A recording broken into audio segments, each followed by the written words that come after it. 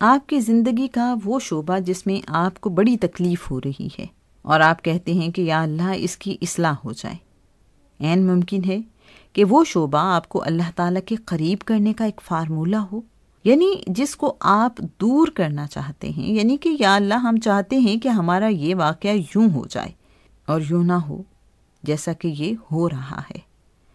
جیسا ہو رہا ہے اس کو اگر اللہ کی طرف سے ہوتا ہوا دیکھ لو اور قبول کر لو تو شاید اس کے اندر سے آپ کو وہ چیز حاصل ہو جائے جو آپ چاہتے ہو۔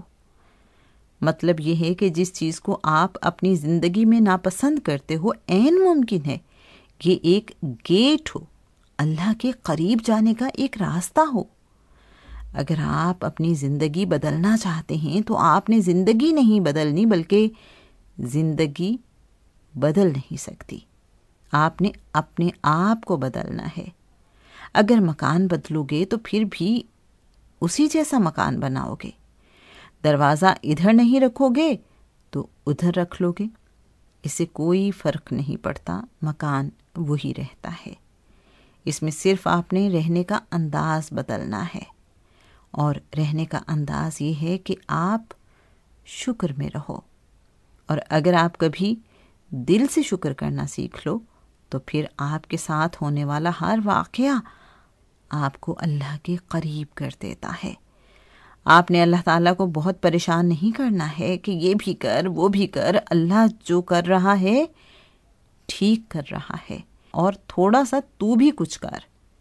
مقصد یہ ہے کہ ہر آدمی جو ہے، جس آدمی کو ذرا اللہ کا شعور ملتا ہے، 4 نمازیں پڑھتا ہے تو بل بنانا شروع کر دیتا ہے۔ آپ کی عادت ہے کہ مہینہ بھر کام کرتے ہیں تو پھر تنخواہ کا بل بھی بناتے ہیں۔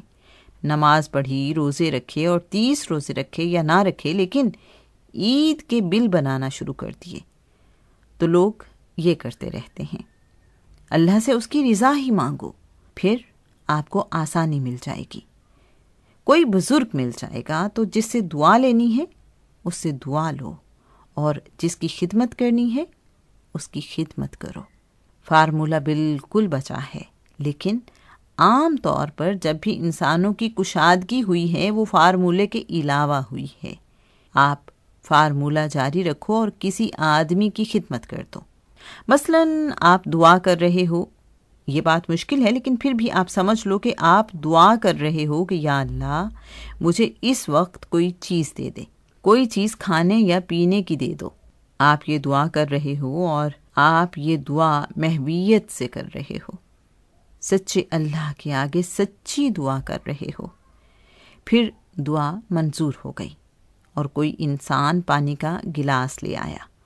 جو انسان پانی کا گلاس لایا تو یہ پانی کا گلاس براہ راست اللہ کے پاس سے آیا ہے، کیونکہ آپ نے کسی کو بتایا تو نہیں ہے بلکہ آپ تو صرف اللہ کو بتا رہے تھے۔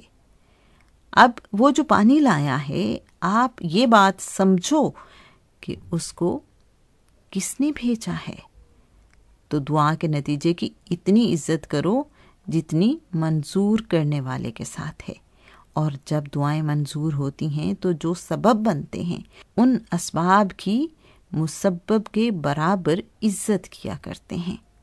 وہ دعا جس نے سبب کریٹ کیا وہ مسبب ہی نے کیا ہے، تو مسبب کا تقرب دعا کے ذریعے کریٹ ہونے والے اسباب میں ہے۔ اس طرح آپ کا مسبب سے تعلق ہو جائے گا۔ جب دعا کرنے والا کہتا ہے کہ میں جنگل میں بیٹھا دعا کر رہا تھا تو آپ یہ چیز کیسے لائے ہیں؟ کہنے لگا کہ میں یہاں سے گزر رہا تھا اور میں نے سوچا کہ آپ کو پین دے دوں، آپ اس سے لکھا کریں۔ اس نے کہا پین کو چھوڑو لیکن میں تمہیں نہیں چھوڑوں گا، کیونکہ تو مجھے وہ آدمی لگتا ہے، اور وہ حقیقتاً وہی آدمی ہوتا ہے، کیونکہ دل کی بات کے سوال کے جواب میں آنے والا دلوں والا ہوگا، اور وہ حادثہ نہیں ہوتا۔ آپ کی غلطی یہ ہوتی ہے کہ جب دعائیں منظور ہوتی ہیں تو آپ اس کا احسان نہیں مانتے ہیں، ان چیزوں کو وہ عزت نہیں دیتے جو عزت ان کے قابل ہوتی ہے۔ اس لیے جب آپ کے قریب سے اللہ گزر جاتا ہے تو آپ پرواہ نہیں کرتے۔ مثلاً کسی کی زندگی میں موت گزر گئی، اتنا بڑا واقعہ گزر گیا، اسرائیل پاس سے گزر گیا، تو پھر واقعہ ہو گیا۔ ہنسی والی زندگی میں غم آ گیا تو یہ اللہ نے کر دیا۔ اگر آپ اللہ تعالی کی طرف خیال رکھو، رجوع رکھو، تو وہ آپ کے پاس کہیں نہ کہیں اپنی انڈیکیشن، نشانی دیتا رہتا ہے۔ حوالہ سرکار امام حضرت واصف علی واصف رحمۃ اللہ علیہ کی کتاب گفتگو 15، پیج نمبر 585 to 586۔